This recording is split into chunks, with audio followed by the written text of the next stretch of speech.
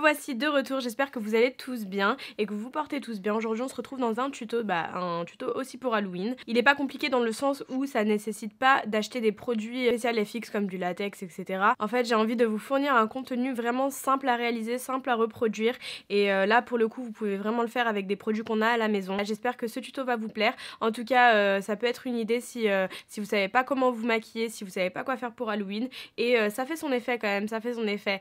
Voilà, j'espère que donc ça va vous plaire. N'hésitez pas à vous abonner juste ici avant de regarder la vidéo, ça me fera super plaisir. Et voilà, je vous dérange. Alors la recette pour créer de la fausse peau est très simple. On prend une cuillère à soupe de farine, n'importe quelle marque. Ensuite on vient prendre la même chose, une cuillère à soupe d'eau et ensuite une cuillère à soupe d'huile. Donc peu importe de l'huile d'olive ou de l'huile de tournesol, ça n'a vraiment pas d'importance. Donc ensuite on va venir malaxer le tout, donc remuer jusqu'à obtenir une pâte assez compacte et lorsqu'on a ce résultat c'est que c'est prêt à l'emploi. Donc là dans cette palette je vais venir prendre un peu de violet, hop, que je vais appliquer à ce niveau là pour vraiment accentuer mes cernes. Donc là avant d'aller plus loin je vais venir prendre ma préparation, donc comme je vous ai montré en intro, et je vais venir l'appliquer directement sur mon visage. Donc là j'avais fait une grosse boule mais je vais prendre la moitié, on décolle un peu la matière et on vient appliquer tout ça sur le visage. Et là on va venir lisser les bords le plus possible pour le fondre à la matière de la peau, enfin du visage. Voilà, ça va faire un peu comme des petites bouloches et moi je les remets là-dedans, je les remets dans le pot, comme ça je pourrais les utiliser plus tard. Voilà, enlever le plus de matière possible. Là, par exemple, j'en ai mis trop. En fait, plus c'est plat, plus ce sera réaliste.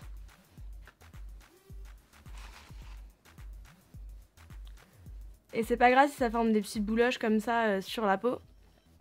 Au contraire, ça rendra l'effet un peu plus réel.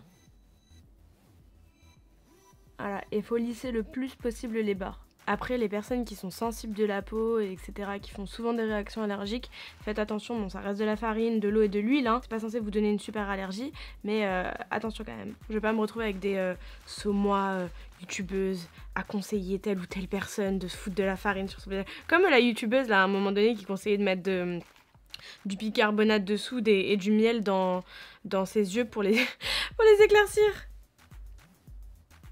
Hop, et je viens faire la même chose de l'autre côté. Et là, pour le coup, pour les poils, ça risque absolument rien, hein. Et en fait, là, vous venez vraiment en mettre. Là, vous voulez avoir des espèces de... des faux effets, quoi. Tout simplement. Vous faites jouer votre créativité. Vous pouvez aussi le descendre jusque dans votre cou pour que ce soit un peu plus réaliste. Donc maintenant, ce que je vais faire, c'est que je vais venir prendre une poudre de ma couleur de ma teinte. Et je vais venir l'appliquer sur tout le visage. Hop, je prends un gros pinceau pour prendre plus de matière. Voilà. N'appuyez pas trop fort, au risque de décoller vu que c'est pas sec encore. Je vous conseille pas de mettre un fond de teint parce qu'en fait c'est trop galère à travailler. Maintenant on va venir prendre du fard violet et on va le poser un peu partout pour que ça fasse un peu plus réaliste. On n'oublie bien sûr pas le cou. On va maintenant venir inciser, donc vous incisez les parties que vous voulez en fait. Donc là je vais faire une entrée ici.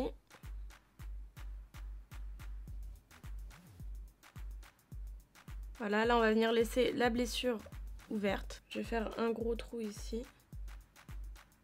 Donc maintenant avec un pinceau comme ceci, je vais venir prendre du rouge à lèvres. Donc là c'est le NYX Copenhague, mais vous pouvez prendre un fard, vous pouvez prendre ce que vous voulez.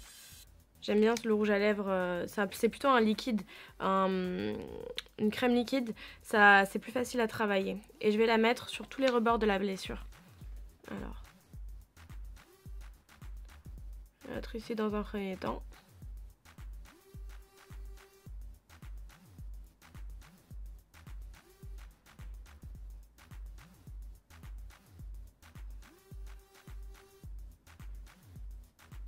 On n'hésite pas à propager un peu la couleur rouge sur le contour de la blessure. Maintenant avec le même pinceau, je vais venir prendre un fard d'une couleur noire.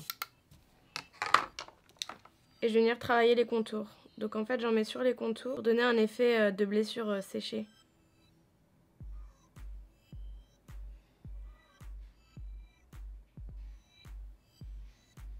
Voilà, après avoir fait les bordures, je reprends un peu de rouge orangé et j'en applique un peu sur les extrémités pour faire effet de blessure répandue.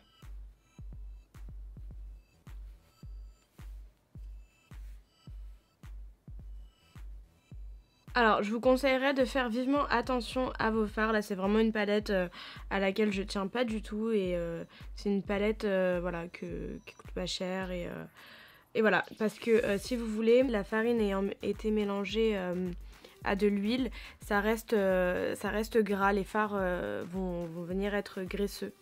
Hop, donc là, je rajoute un peu de rouge à lèvres rouge.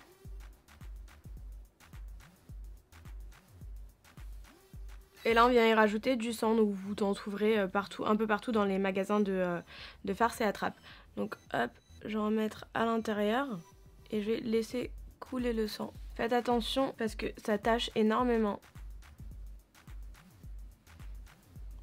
Ah.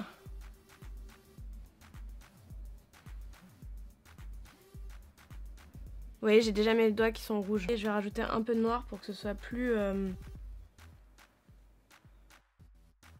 It was at this moment that he knew. He fucked up. Ma blessure!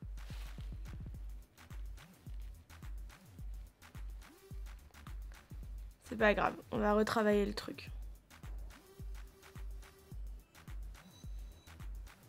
Et voilà, j'espère que ça vous aura plu et je vous dis à bientôt pour de nouvelles vidéos. Ciao ciao. Oh.